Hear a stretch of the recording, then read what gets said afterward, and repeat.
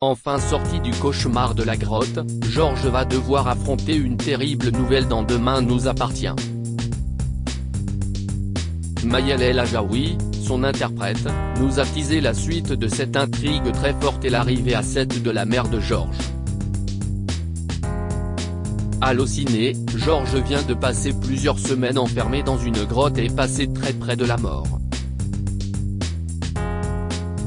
Étiez-vous compte que les auteurs de Demain nous appartient pensent à vous pour cette nouvelle intrigue catastrophe forcément assez différente des arches habituelles?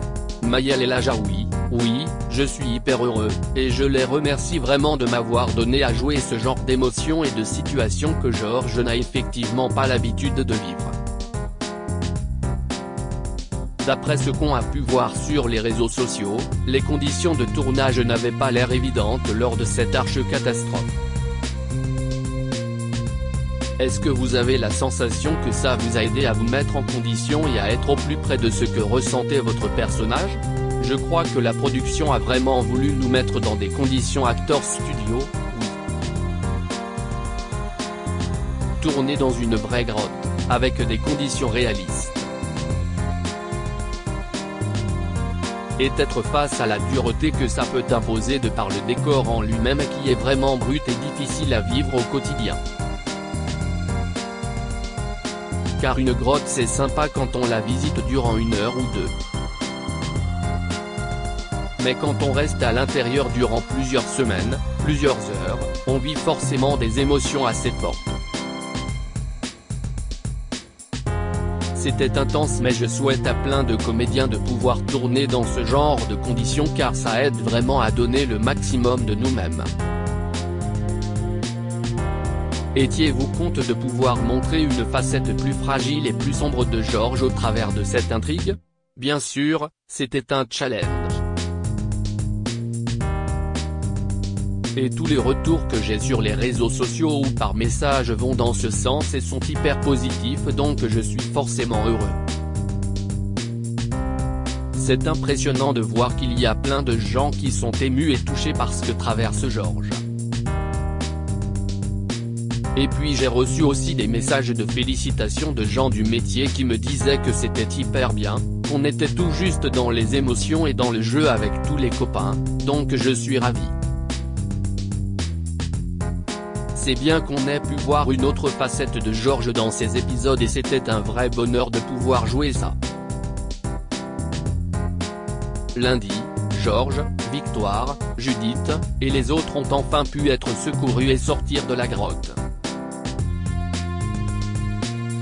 Mais une mauvaise nouvelle attend Georges cette semaine puisqu'il va apprendre qu'il va garder des séquelles au niveau de sa jambe et être handicapé toute sa vie, c'est bien ça? Oui, il va rentrer dans une nouvelle étape de sa vie après avoir vécu ce grave accident et ce traumatisme qui vont le poursuivre durant un moment. Et effectivement Georges va de nouveau être vu par les téléspectateurs de manière différente de ce qu'il était avant l'entrée dans la grotte. Comme quelqu'un de normal en fait, qui aurait subi un tel choc. On n'en ressort pas miraculeusement au bout de 3 jours comme si de rien n'était. Et au niveau de son travail et de sa vie de couple avec Victoire, quelles conséquences va avoir cette intrigue? Georges va vraiment souffrir, il va avoir du mal à accepter certaines choses. Et il va traverser une période un peu triste, par rapport à sa vie d'avant. Parce qu'à partir de là, sa vie va complètement changer. Même une fois sorti de l'hôpital. On imagine aussi que Victoire, qui n'a eu d'autre choix que de l'opérer dans la grotte, va se sentir coupable. Oui, un petit peu, mais elle lui a quand même sauvé la vie. Je pense qu'il y a un peu de culpabilité de la part de Victoire, oui, car au départ Georges n'était pas trop partant pour cette expédition. Comme dans la vie, encore une fois, on regrette les choses une fois qu'elles sont passées. Mais c'est sûr qu'on va assister à une nouvelle étape pour Georges et Victoire. Ce qu'il a vécu va forcément entraîner des changements. D'ici quelques épisodes, la mère de Georges, Mona, incarnée par Catherine Benguigui, va débarquer à Sète. Va-t-elle venir lui rendre visite pour prendre soin de lui après ce qu'il vient de traverser? Oui, elle va venir lui rendre visite pour l'épauler et essayer de lui remonter le moral, comme le font toutes les mamans dans la vraie vie. Et ça va être assez sympathique de voir ces relations, entre la mère et le fils, et aussi entre la belle-mère et la belle-fille pour Victoire, qui sont assez rigolotes. Et puis Catherine Benguigui est une super actrice, avec un grand cœur. Le courant est tout de suite passé, c'est un bonheur de tourner avec elle. C'est quelqu'un qui me touche beaucoup, et avec qui j'avais vraiment envie de travailler. Ce sera la première rencontre entre Victoire et Mona. Quel genre de relation belle-mère-belle-fille vont-elles entretenir? Comme toutes les relations de belle-mère à belle-fille, ça va être assez drôle. En plus Solène Hébert et Catherine Benguigui sont vraiment très drôles dans la vie, donc je peux vous dire qu'on a eu énormément de fou rire lors des séquences qu'on a tournées tous les trois. De vrai, gros fou rire. Je pense qu'on peut remplir des bêtisiers de Noël durant 3 ans rien qu'avec Catherine, rire.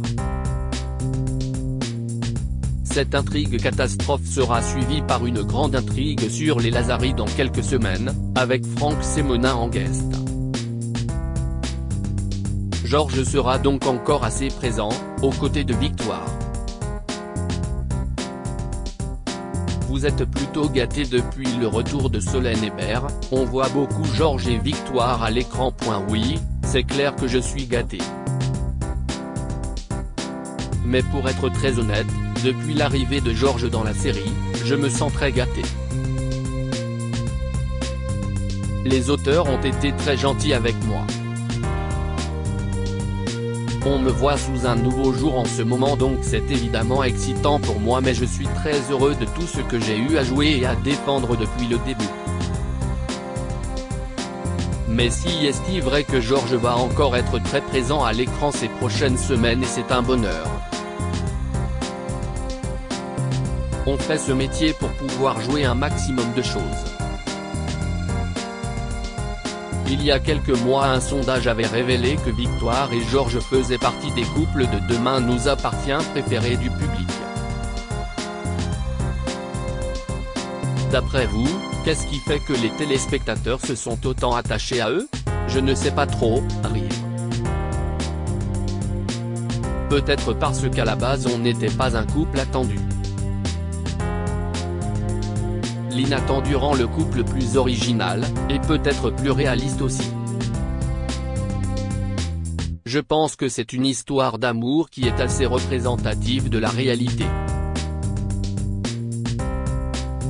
Évidemment on pourrait s'attendre à ce que la belle docteure soit avec le beau chirurgien. Mais c'est un peu cliché, même si ça existe. Je trouve que le couple Victoire-Georges sort un peu des clichés, des sentiers battus, et je me dis que c'est sûrement pour ça que le public les apprécie autant. Mais en réalité je me pose la question. Il faudrait demander au public. Est-ce que vous avez encore des envies particulières pour Georges?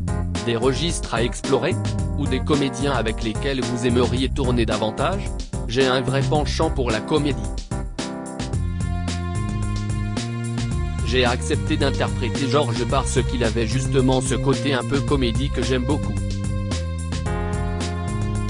Il est un peu naïf, c'est la bonne patte, et ça me ressemble sûrement un peu dans la vie. Donc j'aimerais bien repartir sur davantage de comédie et de légèreté. Et j'aimerais bien tourner un peu plus avec Ingrid Jovin et Alexandre Brasseur notamment. Ce sont des comédiens que je côtoie évidemment de temps en temps sur le plateau mais avoir de vraies séquences avec eux, ou avec Pierre Denis et Mathieu Alexandre aussi, ce serait super. J'aimerais beaucoup avoir plus d'interaction avec eux dans la série. Mais en tant que flic on est amené à tourner avec un petit peu tout le monde. Donc on a de la chance à ce niveau-là. Et en même temps je me dis qu'il ne faudrait pas qu'Ingrid ait trop de scènes avec moi car, vu que j'incarne un policier, ce ne serait pas très bon signe pour son personnage, rire. C'est ce qu'on se dit nous entre comédiens, si vous tournez trop avec les flics, ça sent pas bon. Avez-vous d'autres projets dont vous pouvez parler ? Oui, je prépare mon premier spectacle, mon seul en scène, qui intéresse de beau au théâtre. Donc je suis content. Mais le confinement et la situation sanitaire actuelle mettent évidemment un sacré frein en ce qui concerne les possibles dates. Tout est en stand-by. J'ai aussi d'autres projets qui arrivent mais beaucoup de choses sont décalées, en pause, ou incertaines. Donc dès que la situation s'améliorera je pourrai communiquer sur de belles choses qui arrivent, mais pour l'instant c'est compliqué. En attendant, le tournage de Demain nous appartient, lui, se poursuit à 7 malgré le confinement, c'est bien ça ?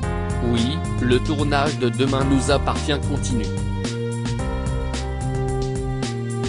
Tout est extrêmement sécurisé. En tant qu'acteur on est ultra privilégié et protégé par la production. On fait des tests toutes les semaines, toutes les équipes sont masquées du début à la fin de la journée. Si on a le moindre symptôme la production nous autorise à rester chez nous afin de ne prendre aucun risque et les journées de tournage sont adaptées en conséquence. Sur le plateau on a tous nos pochettes personnelles avec à l'intérieur du gel et des masques. Personne ne touche nos affaires, tout est désinfecté. Les voitures, les poignées de porte. Il y a toute une équipe dédiée au nettoyage qui est présente toute la journée. C'est impressionnant mais plutôt rassurant. Les choses n'ont pas bougé depuis le début du déconfinement en fait. On reste sur les mêmes mesures sanitaires. La production fait un travail remarquable et je tiens à féliciter toutes les équipes car ils font tout pour qu'on travaille dans les meilleures conditions et qu'on ne prenne aucun risque. Propos recueillis le 3 novembre 2020 par téléphone. Le nouveau générique de Demain nous appartient.